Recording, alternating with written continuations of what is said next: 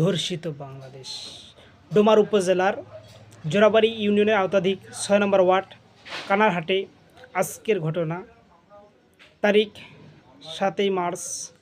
আজকের ধর্ষিত একটি ৯ বছরের বাচ্চাও ছাড় পেল না বুড়ার হাত থেকে। এটাই হলো আমাদের বাংলাদেশ। কারণ আজ ধর্ষকরা ধর্ষণ করার জন্য সাহস পাচ্ছে একটাই কারণ, আজ বাংলাদেশে কোনো সঠিক বিচার নাই।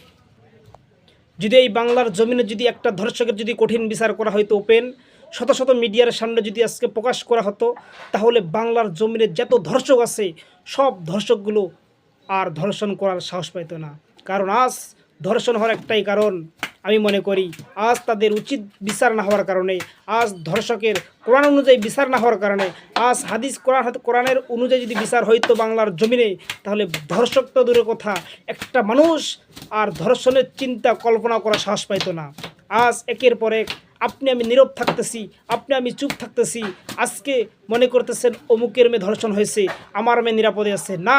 কাল আজকে উনার মেয়ে ধর্ষণ হয়েছে, আগামীকাল আপনার মেয়ে ধর্ষণ হবে না, এর কোনো নিশ্চয়তা নাই। তাই আসুন আমরা সবাই মিলে এই বাংলাদেশের মধ্যে ধর্ষণের বিরুদ্ধে প্রতিবাদ করে এই ধর্ষণ মুক্ত বাংলাদেশ করতে হবে। কারণ আজ আমাদের যেখানে মা বোনরা রয়েছে এরা কোথাও নিরাপদ নাই। যেখানে যাচ্ছে একের পর এক এই রমজানের পরে একাধিক ধর্ষণের কথা শোনা যাচ্ছে। ধর্ষণ করে ছোট্ট ছোট বাচ্চাদেরকে মেরে ফেলা হচ্ছে, বাবার হাত থেকে কেড়ে নিয়ে ধর্ষণ করতেছে, বাসা থেকে দাদির হাত থেকে নাতনিকে কেড়ে নিয়ে ধর্ষণ করে গম খেতে ফেলে রাখতেছে। আপনি ভাবতেছেন অমুকের মেয়ে ধর্ষণ হচ্ছে, আমার মেয়ে তো ভালো আছে। ভাই আসুন, আজকে অমুকের মেয়ে ধর্ষণ হয়েছে, আগামীকাল আপনার মেয়েও ধর্ষণ হতে পারে, আপনার বোন ধর্ষণ হতে পারে, আপনার মা ধর্ষণ হতে পারে।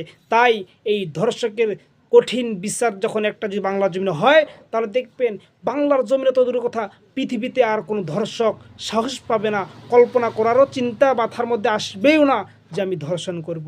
তা আসুন আমরা এই বাংলাদেশের যতগুলো ধর্ষণ হয়েছে প্রত্যেকটা ধর্ষণের কঠিন বিচার চাই, বিচার করতেই হবে।